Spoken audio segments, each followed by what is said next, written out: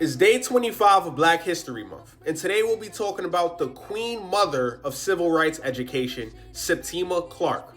Now, Septima was born in Charleston, South Carolina in 1898. And you could imagine, 1898, South Carolina, there was a whole lot of segregation going on.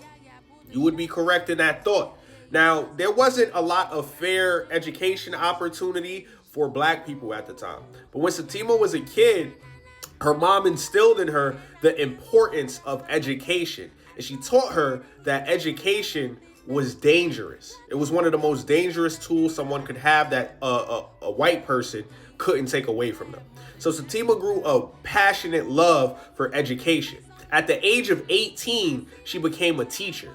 Now, what happened when she turned 18 was she realized that a lot of her students' parents could not read or write. And she was like, this is something that we have to change. You see, Septima realized that if we were really going to fight for civil rights, how would people fill out ballots or forms if people couldn't read or write? So she put together these literacy and citizenship workshops in the 1940s and 50s to help teach people how to read and how to write and the importance of educating yourselves.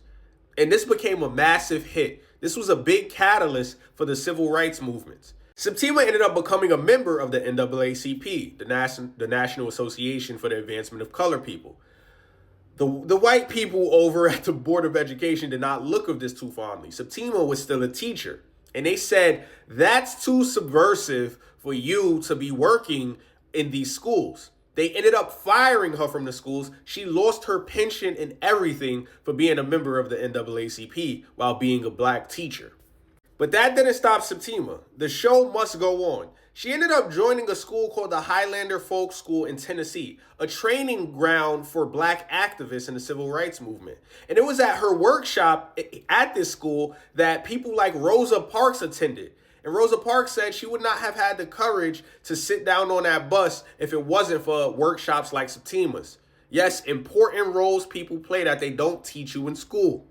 She was setting up citizenship courses, grassroots classrooms in people's homes, in church basements, in community centers. She was active. If it wasn't for people like her, we would not have the ability to educate a lot of the political activists that got things done when we needed them. Even Martin Luther King Jr. called her work the key to the civil rights success. She was the reason that a lot of people learned how to read, how to write, and how to vote. As usual, know your history, people.